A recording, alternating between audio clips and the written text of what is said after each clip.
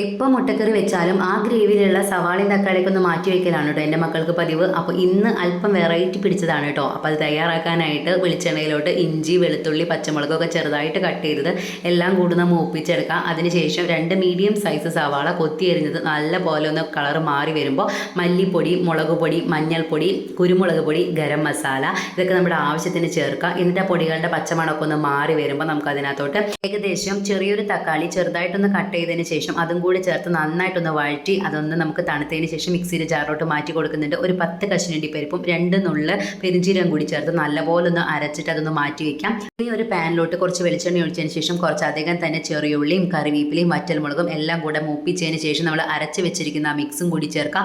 ഗ്രേവിക്ക് ആവശ്യത്തിനുള്ള വെള്ളവും ചേർത്ത് കൊടുക്കുക. നമുക്ക് മുട്ടയും ചേർത്തതിന് ശേഷം പാകത്തിനുള്ള ഉപ്പും ചേർത്ത് കൊടുക്കണം കേട്ടോ. അതിനുശേഷം നന്നായിട്ട് അതൊന്ന് തിളച്ച് വരുമ്പോൾ നല്ല കട്ടിയുള്ള തേങ്ങാപ്പാൽ ഒരു 1/4 കപ്പ് കൂടി ചേർത്തതിന് ശേഷം ഫ്ലെയിം ഓഫ് ചെയ്യുക. നമ്മുടെ മുട്ടക്കറി ഇവിടെ സെറ്റ് ആയിട്ടുണ്ട് കേട്ടോ. അടിപൊളി ടേസ്റ്റാണ്. ഇങ്ങനെ ഒരു മുട്ടക്കറി തയ്യാറാക്കിയാലുണ്ടല്ലോ അത് എന്തിൻ്റെ കൂടെയും ചേരും കേട്ടോ. അപ്പത്തിനും ചപ്പാത്തിക്കും ഇടിയപ്പത്തിനൊക്കെ നല്ല കിഡിലൻ ഒരു കോമ്പിനേഷൻ തന്നെയാണ് കേട്ടോ ഈ ഒരു മുട്ടക്കറി. ഇതിൻ്റെ ഗ്രേവിയൊക്കെ അടിപൊളി ടേസ്റ്റാണ്. അപ്പോൾ ഇതേപോലെ ഒന്ന് ട്രൈ ചെയ്ത് നോക്കിയിട്ട് ഒന്ന് അഭിപ്രായം പറയണം കേട്ടോ. അപ്പോൾ നമ്മുടെ ചാനൽ ഇഷ്ടമാണെങ്കിൽ ലൈക്ക് ചെയ്യാനും ഷെയർ ചെയ്യാനും സബ്സ്ക്രൈബ് ചെയ്യാനും മറക്കല്ലേ. Tata bye bye, see U.